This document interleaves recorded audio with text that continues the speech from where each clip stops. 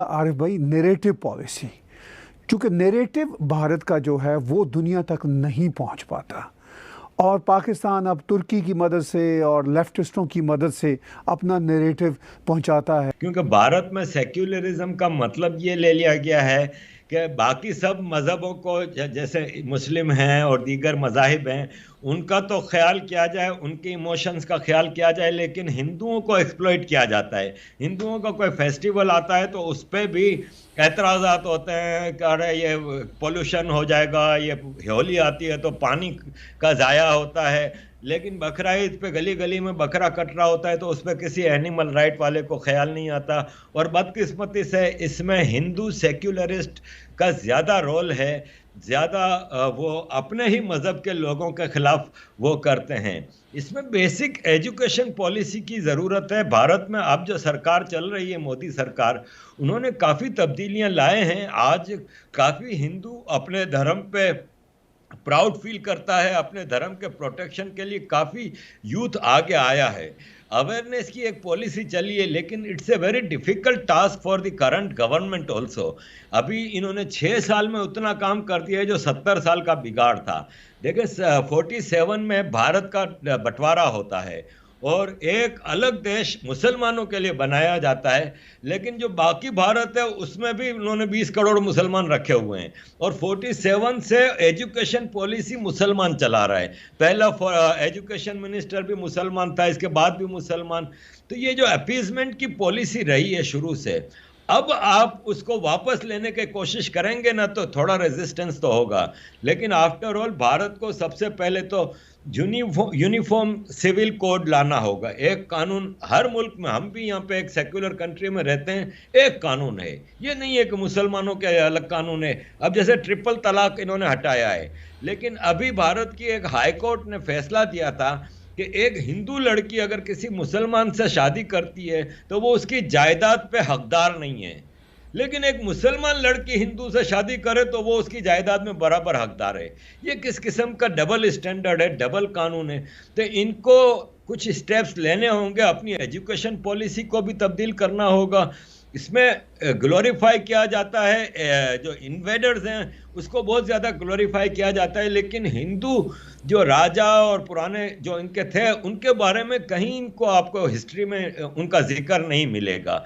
तो education policy Bharat को तब्दील करने की ज़रूरत है और सबसे ज़्यादा ज़रूरी ये है कि इनको लेजिस्लेशन करना होगा और एक यूनिफॉर्म कोड होना चाहिए, सबके लिए बराबर एक लॉ होना चाहिए। ये नहीं है कि मुसलमानों के लिए अलग लॉ है, हिंदुओं के लिए अलग है, सिखों के लिए अलग है। अगर इस 26/11 के भयानक दिन के मौका पर 13 मुल्कों के शहरी मारे गए, 46 कंट्रीज़ के शहरी इंजर्ड हुए, यानी एक इंटरनेशनल ट्रेजेडी थी।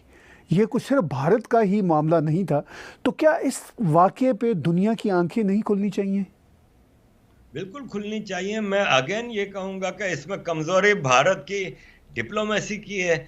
मसला ये है कि 26/11/2008 को भारत में कांग्रेस की सरकार थी और कांग्रेस की सरकार का फॉरेन सर्विस है ना, वो मुसलमान चलाते थे और वो अपने ब्रादरों के खिलाफ कैसे ज़्यादा एग्रेसिवली चल सकते हैं। तो अगर सही मानों में उस वक्त सरकार ने ऑपरेशन किया होता, मनमोहन सिंह ने उस वक्त क्या ऐलान किया, हम पाकिस्तान के साथ क्रिकेट नहीं खेलेंगे। ये तो इनकी हाल था। वरना अगर मोदी सरकार होती उस वक्त तो इन्होंने घुस के मारना था पाकिस्तान को उस वक्त।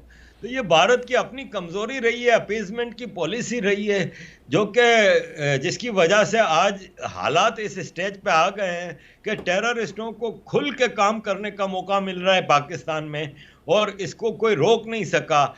जितना एग्रेसिव पाकिस्तान चल रहा है, इतना ही एग्रेसिव अगर इंडिया चलता तो पाकिस्तान अब तक फारिग हो चुका होता। लेकिन यहाँ पे होता यह है कि इतनी बड़ी ह्यूमैनिटेरियन ट्रेजेडी हुई 1970, 69, 70 में, 71 में बंगालियों के ऊपर, तो भारत ने उनकी मदद करके ईस्ट पाकिस्तान को तो बांग्लादेश बना दिया, लेकिन 93,000 जो POWs थे जो उनको तोहफे में वापस पाकिस्तान के हवाले कर दिया। ये भारत का फर्ज नहीं था कि देखते हैं कि यार ये वापस टेररिस्ट ऑर्गेनाइजेशन एक डेवलप ना हो जाए। उन 93 फौजियों ने क्या किया? उनको बलोचिस्तान भेज दिया कि चलो भाई तुम तो इंसानों के मारने के काम है तुम्हारा, जाओ बलोचों को मारो। पाकिस्तान ने अर्ली 70s में बलोचिस्तान में एयर बम्बार्डमेंट कराई।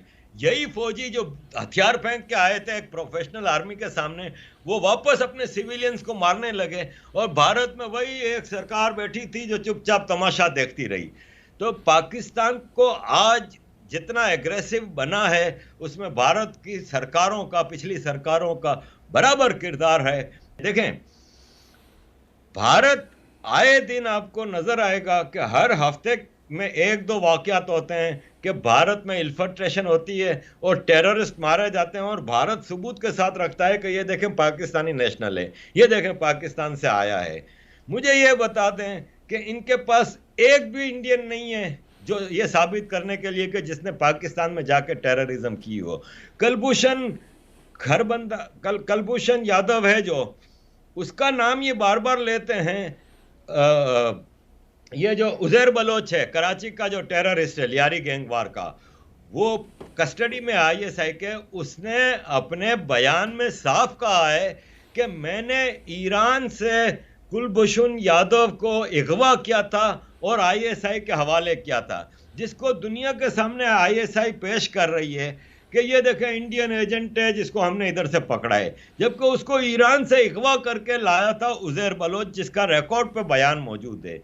और कुलभूषण यादव के हवाले से इंटरनेशनल कोर्ट ऑफ जस्टिस ने भी फैसले दे दिए हैं और पाकिस्तानी गवर्नमेंट को पाबंद किया है कि इसको फ्री ट्रायल दिया जाए, इसको एक्सेस टू हिज एम्बेसी दिया जाए, लेकिन पाकिस्तान नहीं दे रहा। क्यों नहीं दे रहा? अगर पाकिस्तान इतना ही सच्चा है और कुलभूषण यादव अगर इतना ही बड़ा टेररिस्ट है और आपके पास सबूत हैं, तो दें उसको फ्री ट्रायल, आपको दूध का दूध और पानी का पानी हो जाएगा। लेकिन ये प्रेस कॉन्फ्रेंसिंग करने से कोई चीज़ें साबित नहीं होती। साबित करने के लिए सबूत देने पड़ते हैं जो कि इनके पास नहीं है, क्योंकि भारत अगर जिस दिन भारत ने पाकिस्तान के जो ग्रास रूट इंडिपेंडेंस मूवमेंट्स हैं लाइक सिंधु देश, लाइक बलोचिस्तान, अगर इनकी मदद करनी भारत ने शुरू कर दी ना, जिस तरह पाकिस्तान कश्मीर के टेररिस्टों की मदद कर रहा है, तो मैं आपको यकीन दिलाता हूं कि ये आर्मी के दिन फिर पूरे हो जाएंगे। लेकिन ये भी हमारी बदकिस्मती है कि Bharat in grass root genuine independence movements को नहीं मदद कर रहा। भारत को चाहिए कि खुल के, जिस तरह पाकिस्तान कश्मीरी टेररिस्टों की, जो कि इंडिया की एक टेरिटरी है, जिसको एक्सेशन दिया था एक legal custodian of Jammu and Kashmir Maharaja Hari Singh और उनके मुस्लिम एडवाइजर शेख अब्दुल्ला की मर्जी से। शेख अब्दुल्ला खुद गए थे दिल्ली और नेहरू से उन्होंने रिक्वेस्ट की थी कि हम भारत के साथ एक्सेशन करना चाहते हैं। This is a legal part of India, जिस पे पाकिस्तान टेररिस्ट भेजता है और धड़ल्ले से कहता है कि हम कश्मीरियों की हर लिहाज से मदद करेंगे, सब कुछ करेंगे। इसी लेवल पे जिस दिन भारत ने बलोचिस्तान और सिंधु देश की मदद करनी शुरू कर दी ना, तो Pakistan will be only Punjab then.